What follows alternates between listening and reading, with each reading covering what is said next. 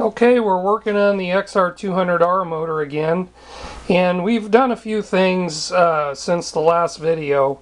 We're basically at a point now where we've had some machine work done to the motorcycle and to the engine itself, and we've had the valves are replaced. Those are brand new valves in there, and the seats have been redone by a machine shop.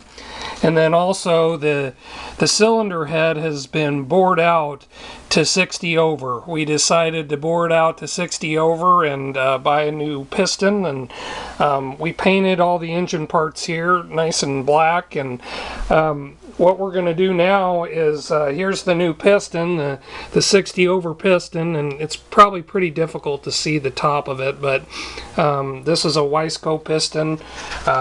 Here is the kit that I bought, and basically it's for going 60 over on a XR200 motor.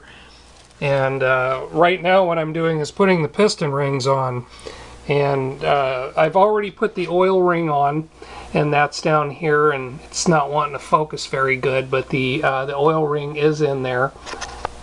And on the sheet that comes with the piston, it tells you the orientation of the openings of each piston ring, what to look for on the piston rings, and how to set them up. So make sure you follow the directions on there. And what I've done is I bought a tool here. It's a piston ring wrench. It was $8. Well worth the money. It's to keep from tweaking the rings while you're putting them on the piston and scratching the piston. So I'm going to go ahead and put the rings on the piston, and then we'll go from there. Okay, we've got the rings on the piston. Very easy to do. And basically what I did is I orientated the openings on each piston ring based on the locations on the diagram that came with the piston kit.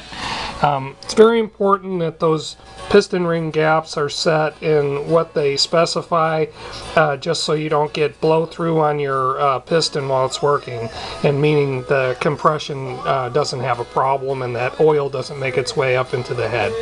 You can see there's a little arrow on the top of the piston, and basically that tells you how the piston should be orientated on the connecting rod itself.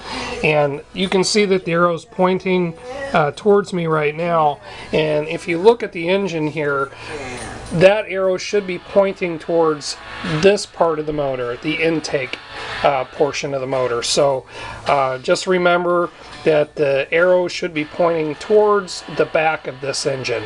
And if you have any question, you can look at the top and you can see each one of these openings on the top of the piston. One's bigger than the other, and the valves themselves, one is bigger than the other. So if it doesn't look right when you're putting that head on, then it's not right. So change it.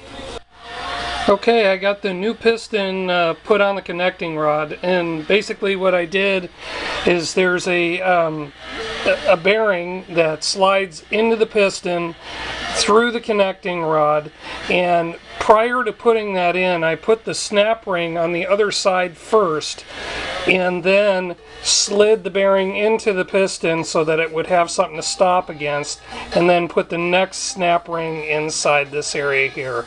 And I'm not going to lie to you, putting those snap rings in without causing any damage to the piston is difficult. So just be prepared, be patient, and get those suckers in there without damaging your piston.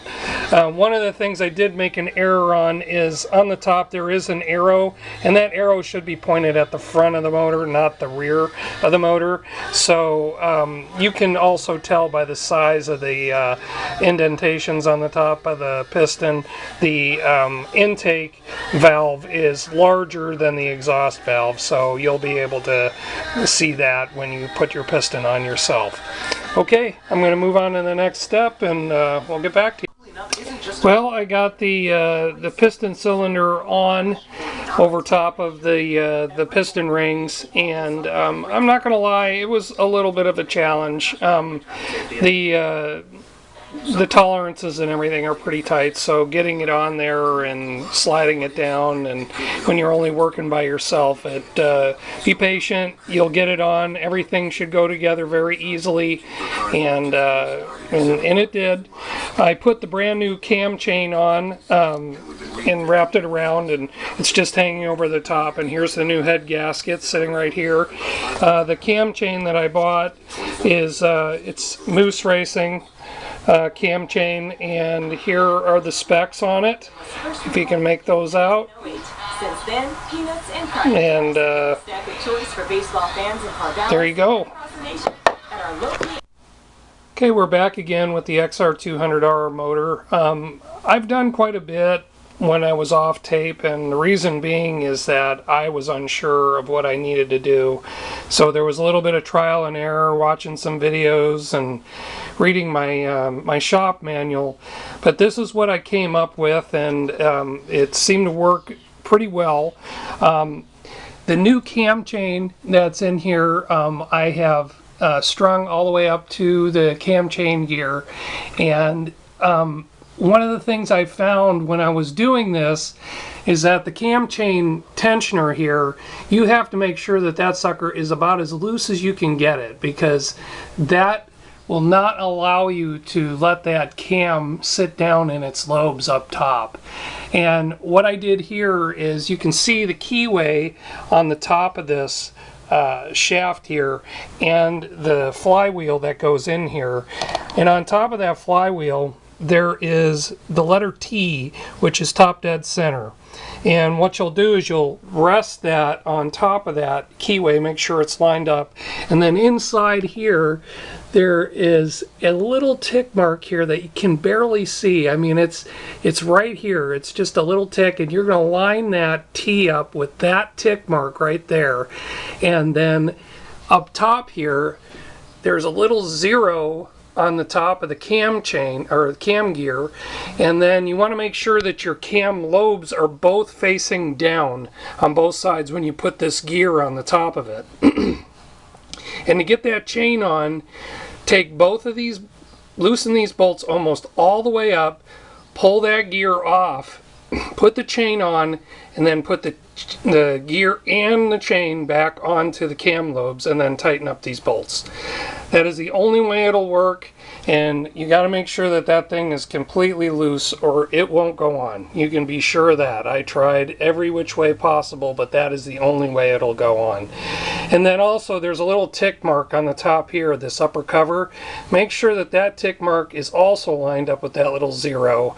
So everything's lined up, 0, and then your top dead center down here. So everything's in time, and your cam lobes are facing down, and you're good to go. Okay everybody, we're back on the XR200R motor, and I have done something that I shouldn't have. I put things together without filming it. Basically what I did is, I know in the last video I showed you how to get the chain on top of here, but putting this top on with the cam chain tensioner at its very loosest point, and then putting it on here to get all your alignment correct on here, and then you're supposed to put the chain on after this head is on. I found that it was extremely difficult to get the chain on doing it that way. So I put the chain on, loosen this up all the way, and then put this head on.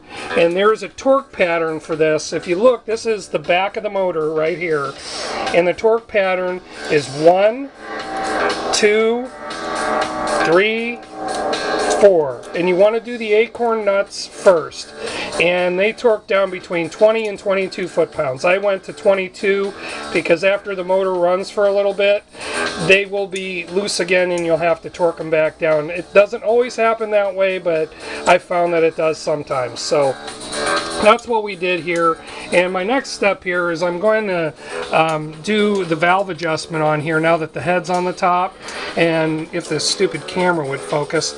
Okay, these nuts right here, you loosen them, and then you've got the adjustment here, and you put your feeler gauge in between here, and I'll tell you what the feeler gauge specs are after I do it. People understand. Okay, well, I just adjusted the valves, and you can see down inside here there is an adjustment screw on the top and a jam nut that holds it in place. And that nut on the top is a 10 millimeter, and you just use a standard flathead screwdriver for this adjustment. The intake valve has a clearance, and a lot of people, I don't know if you're going to be able to see this, it's 0.002 for the intake valve, and I had to kind of destroy one of my feeler gauges in order to make it work for this. And then the exhaust is 0.003, so the tolerances are very minute difference. It's very difficult to judge whether or not you're adjusting them correctly, but what I did is I ran these down finger tight until I felt it touched the top of the feeler gauge, and just barely moved it back, and then tightened the jam nut and then rechecked it. So very tight tolerances, do the best you can, and that's where I'm at on the job so far. Okay, we're working on that XR200R motor. I've done a lot since the last time I filmed. I haven't been very good about recording my progress. What I've done so far is, on the other side here, I've put the flywheel on the motor, and I was talking earlier about how I lined up the timing marks and everything, and you do the same thing with the flywheel, and I'll do another little short showing you how the lineup goes, because I have to torque that flywheel down after the motor's in the bike. But this cover over here is a little bit different. I explained earlier in my videos about the bolts being different sizes and how you should mark where they go, and it helped out enormously putting this back on here. But one of the things I did note is the shifter lever on the other side here, if it is not pulled out fully, this cover will not go on easily. It sticks out far enough that there's a little spot inside this cover here that holds that shifter lever out. So if you're having trouble getting the cover to seat, it most likely is that shifter lever that is not all the way pulled out. So you want to make sure that shifter lever is pulled all the way out, basically the axle that holds the shifter lever, pull that all the way out. And then this, which is your compression release lever, make sure you also pivot this all the way to the down position as you're putting it in here, and also your clutch lever should also be moved into an orientation which you'll be able to see how it hooks onto the top of the clutch up here, but you'll have to pull this lever and pull this down at the same time as you're pushing this onto the engine. I hope that's helpful for anybody that's doing this, and also, you know, note that the compression release cable, before you put all the bolts on the cover here, one of those bolts holds this this lever, and if you can see here, if my stupid phone will focus, you can see how that's orientated on there. And here's the lever. I haven't put it on yet, but I'll show you how that goes on later.